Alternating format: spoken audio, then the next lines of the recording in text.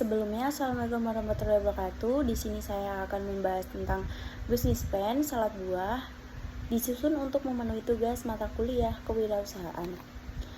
Dibuat oleh saya sendiri, Salifi Raina Latifa dengan NIM 222310013 dengan dosen pembimbing Ibu Neng Asia SEMM.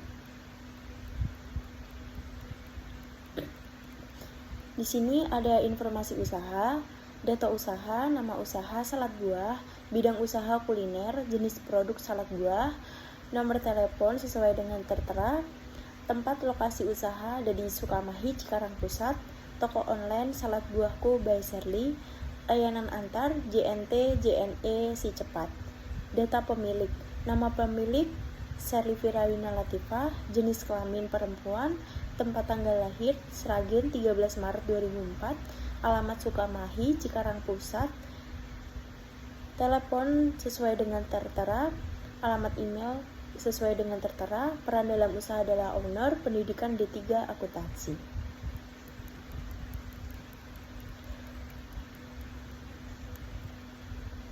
Selanjutnya kata pengantar.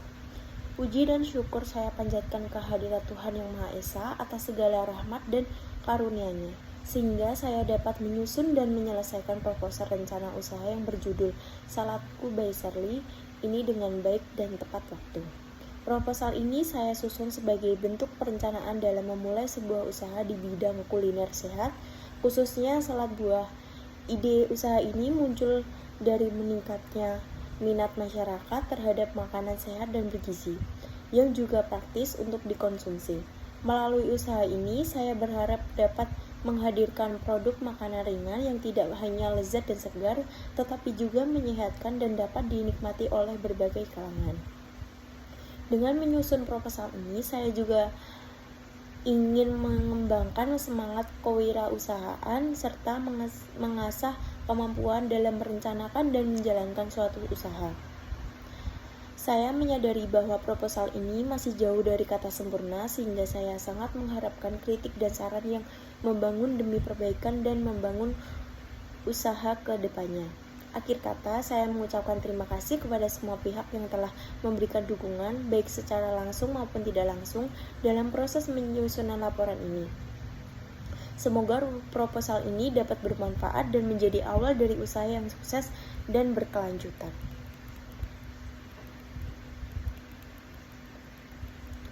Nah, di sini ada daftar isi, informasi usaha, kata pengantar, daftar isi, eksekutif sumari, bab 1, pendahuluan, latar belakang, visi dan misi, tujuan usaha. Bab 2, aspek pemasaran. Aspek pemasaran, segmentasi pasar, kemudian target pasar, penetapan harga, strategi promosi, strategi distribusi, kemudian strategi pengembangan usaha. Analisis SWOT, strength atau kekuatan, weaknesses atau kelemahan, opportunities, peluang, threats, ancaman. Bab 3, aspek produksi. Peralatan, alat produksi, bahan-bahan seperti bahan baku, bahan saus, kemudian bahan topping. Bab 4, aspek keuangan, investasi awal, biaya operasional mingguan, pendapatan mingguan, keuntungan bersih minggu, break even point atau BEP, investasi awal. Kemudian bab 5 ada penutup.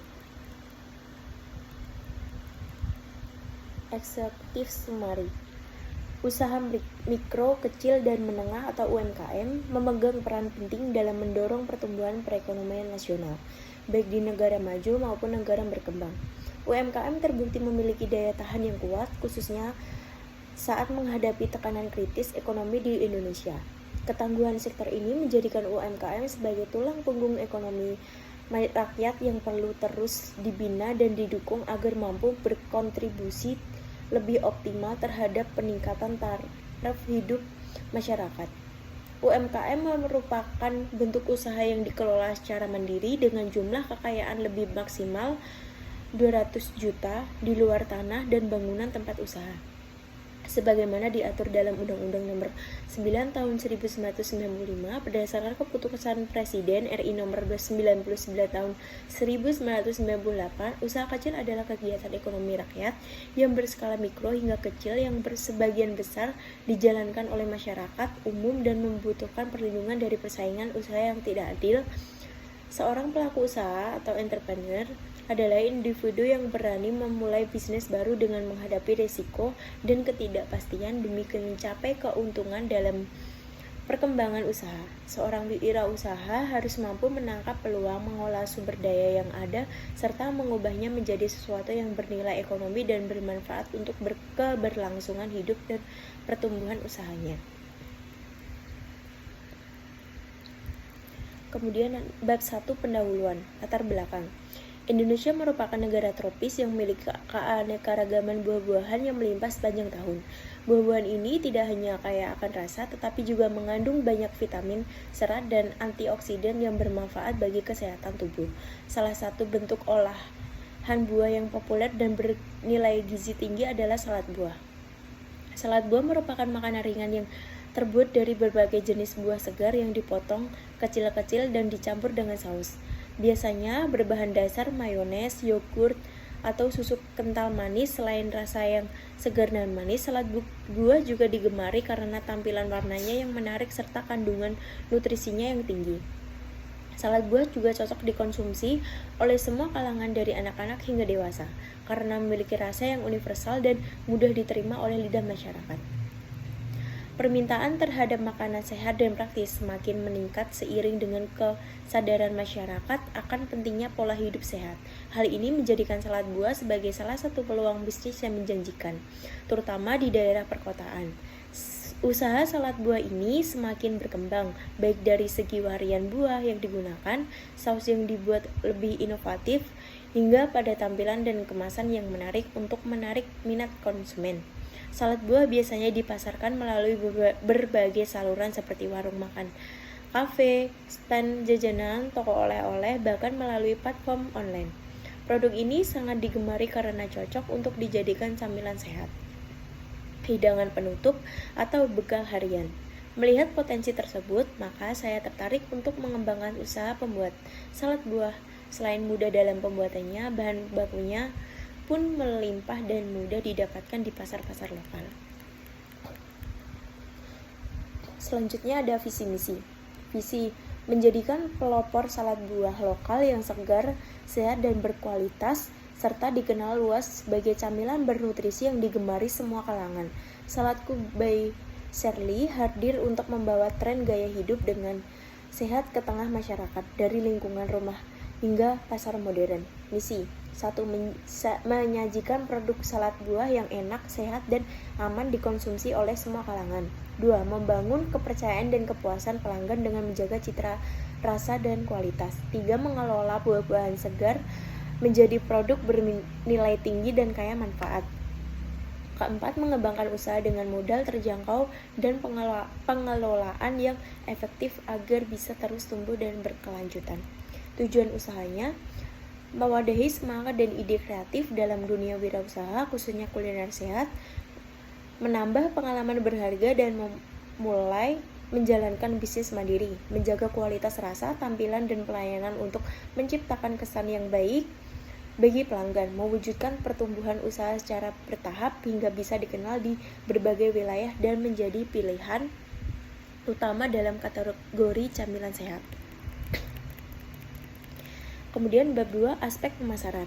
Aspek pemasaran adalah bagian penting dalam perencanaan usaha yang membahas bagaimana produk atau jasa diperkenalkan, ditawarkan, dan dijual kepada konsumen. Aspek ini mencakup seluruh kegiatannya berhubungan dengan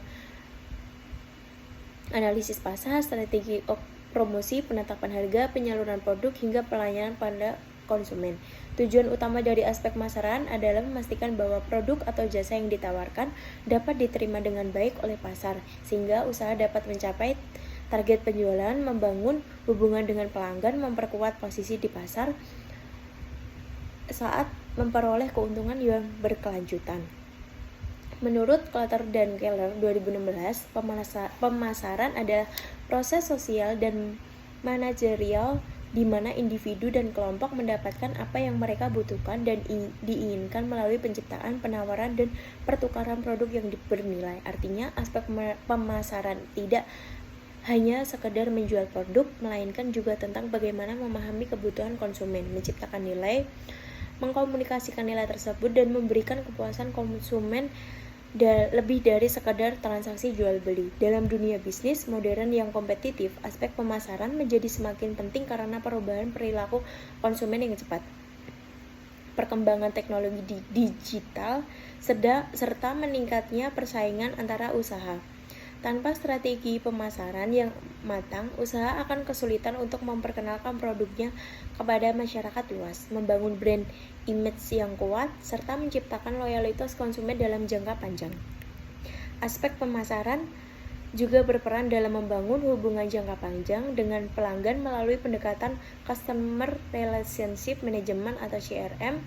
Melalui CRM, usaha tidak hanya berfokus pada transaksi satu kali, melainkan pada bagaimana mempertahankan pelanggan agar terus melakukan pembelian ulang, merekomendasikan produk kepada orang lain, dan menjadi bagian dari komunitas merek atau brand community. Kemudian segmentasi pasar. Menurut Klotter dan Armstrong 2014, segmentasi pasar adalah membagi pasar ke dalam kelompok-kelompok pembeli yang berbeda berdasarkan kebutuhan, karakteristik, atau perilaku yang mungkin memerlukan produk atau bauran pemasaran yang berbeda. Dengan kata lain, segmentasi pasar membantu perusahaan untuk lebih fokus dalam menawarkan produk atau jasa yang tepat kepada konsumen yang tepat.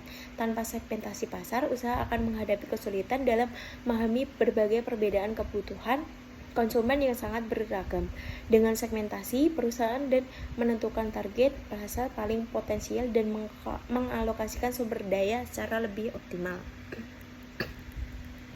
Target pasar. Menurut Philip Kotler, target pasar adalah kumpulan pembelian potensial yang memiliki kebutuhan dan karakteristik tertentu yang kemudian dipilih oleh perusahaan sebagai sasaran untuk dituju dalam aktivitas pemasarannya.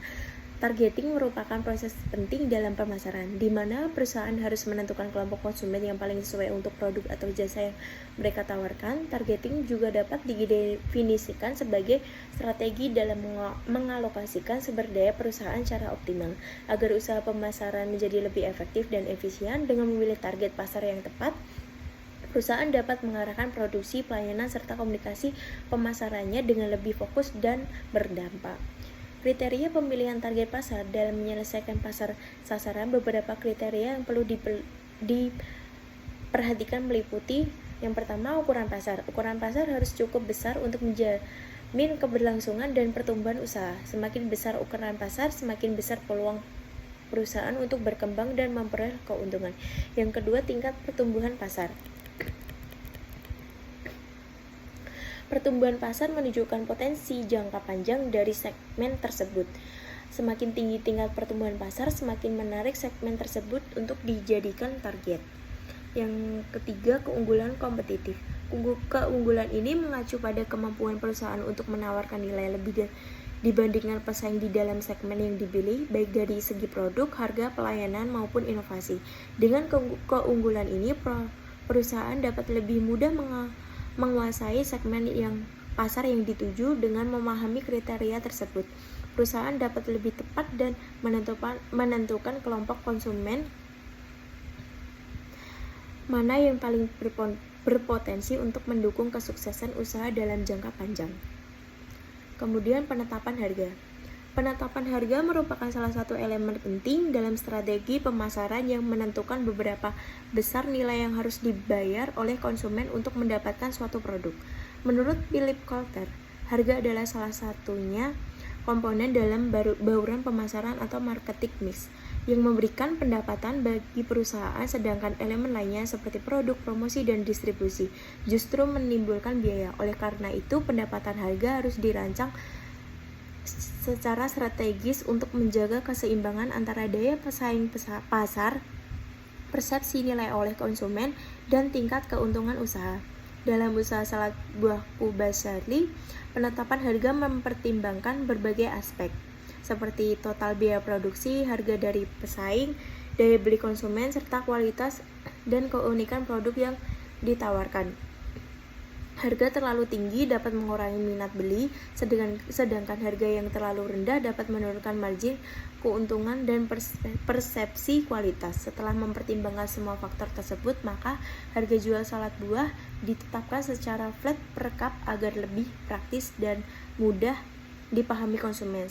Harga salad buah per cup ukuran sedang kurang lebih 500 ml seharga 15.000. Penetapan harga ini dianggap sesuai dengan target pasar yang dibidik, tetap terjangkau oleh konsumen, namun tetap memberikan margin keuntungan yang memadai untuk keberlangsungan usaha. Kemudian strategi promosi, media sosial.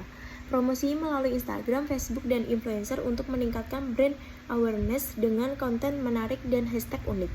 Kedua, diskon dan promo. Diskon pembelian pertama, promo bundling, dan program loyalitas untuk menarik konsumen baru. Sampling, menyediakan sampel gratis di lokasi strategis untuk memperkenalkan produk. Event kesehatan, berpartisipasi dalam acara terkait kesehatan untuk menawarkan diskon dan sampel. Kemitraan lokal, kerjasama dengan gym atau kafe untuk menjual salad buah sebagai pilihan sehat. Strategi distribusi, penjualan langsung, dijual di gerai atau outlet di lokasi strategis seperti pusat perbelanjaan atau kampus. Layanan antar menggunakan aplikasi pengantar makanan seperti GoFood atau GrabFood. Kemitraan, menyediakan salad buah di kafe atau restoran sehat. Pop-up stand, membuka stand di event atau lokasi keramaian. Penjualan online, menjual melalui platform e-commerce atau website.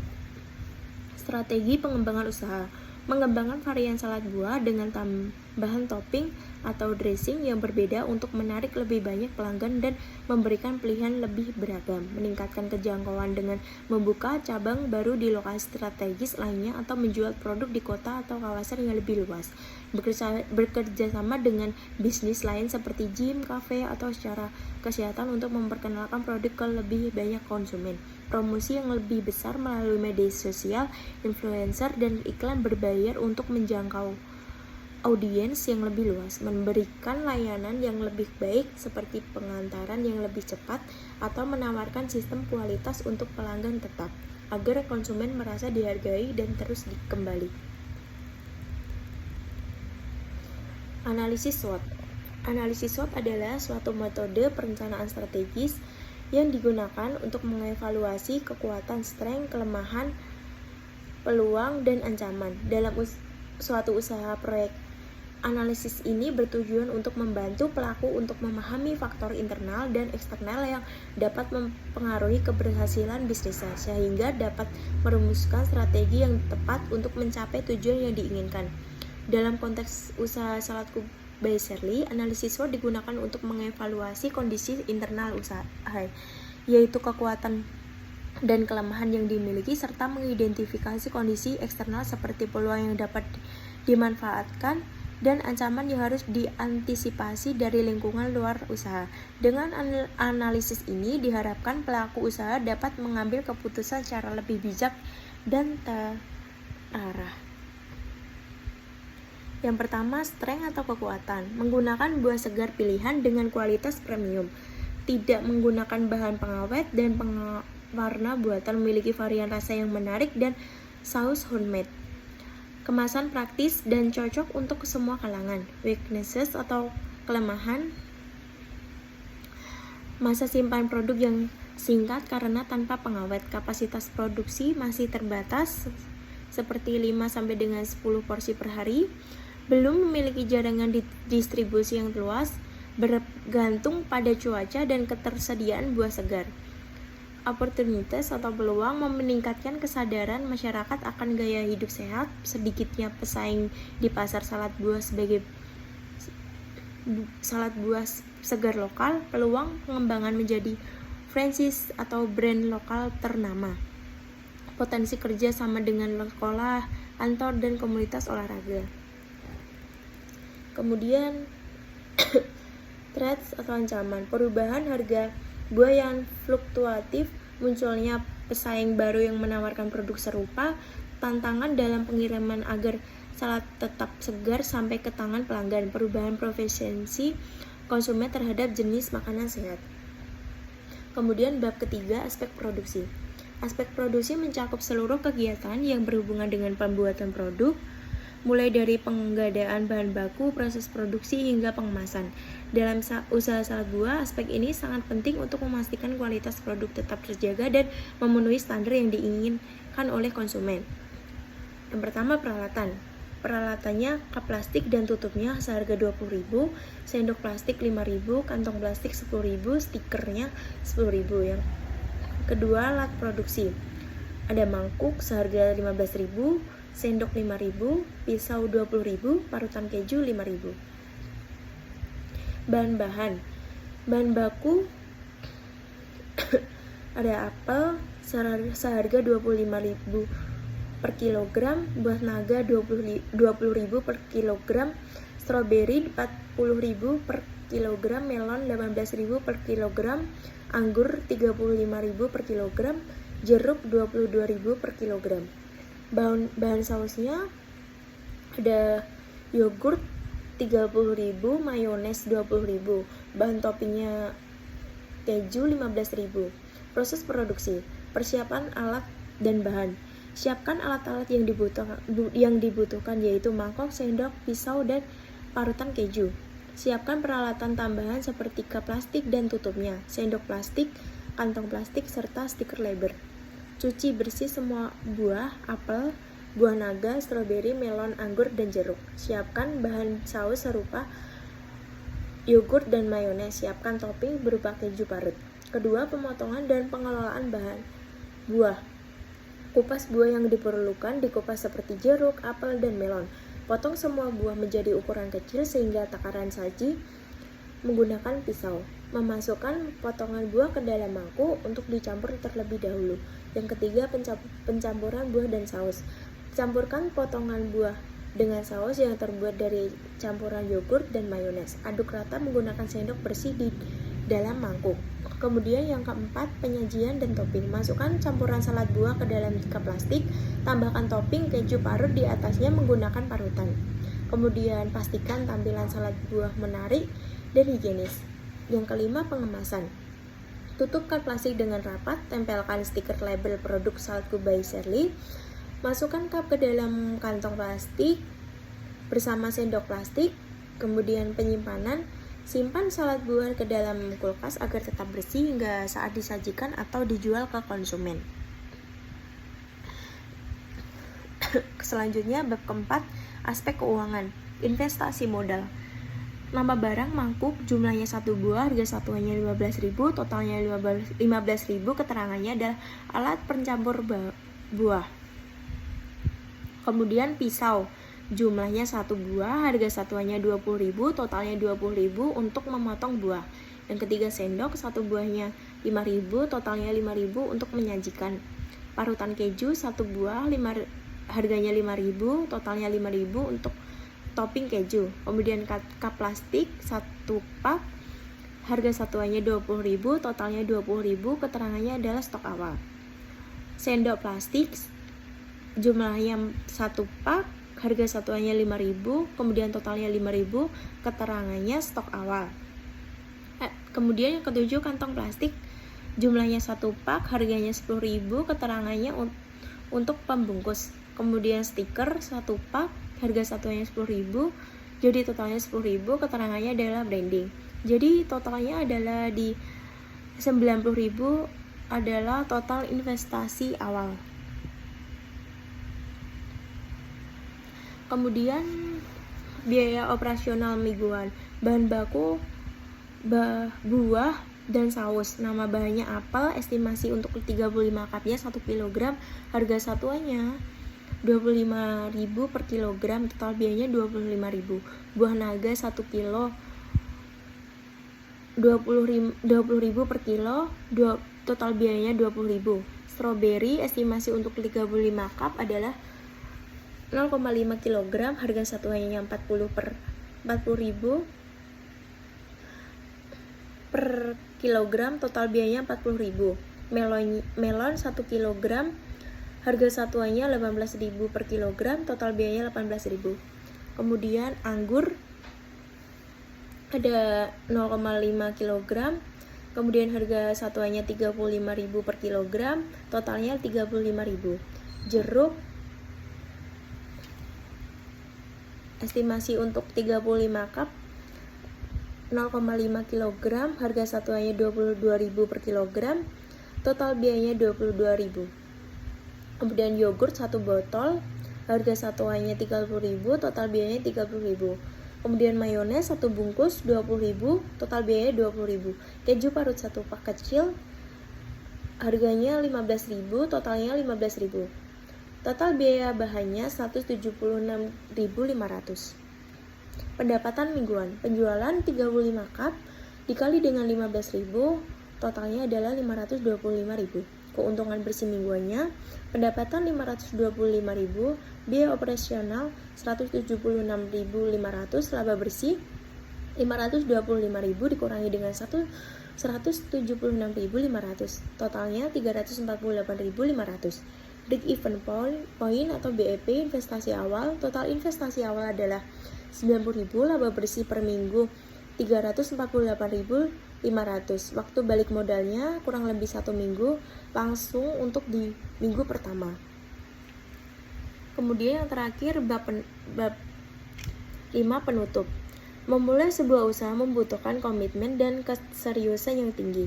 Tidak cukup hanya sekadar niat, tetapi juga perlu ketekunan dan tanggung jawab, bahkan jika usaha tersebut hanya dijalankan sebagai kegiatan sampingan. Banyak kegagalan dalam berwirausaha bukan disebabkan oleh faktor eksternal, melainkan kurangnya kesiapan dari pelaku usahanya sendiri. Oleh karena itu, pentingnya bagi setiap pelaku usaha untuk merencanakan segala sesuatu secara matang sejak awal, termasuk dalam hal perhitungan biaya, strategi pemasaran, dan manajemen operasional. Belajar dari pengalaman orang lain yang telah terlebih dahulu sukses dapat menjadi bekal yang berharga. Dengan begitu kita bisa menghindari kesalahan serupa dan mampu membangun usaha yang lebih stabil serta berkelanjutan. Usaha yang dilakukan dengan perencanaan dan komitmen yang kuat akan memberikan peluang lebih besar untuk berkembang dan bertahan dalam jangka panjang. Cukup sekian pembahasan bisnis plan dari saya. Apabila ada kesalahan mohon dimaafkan. Wassalamualaikum warahmatullahi wabarakatuh.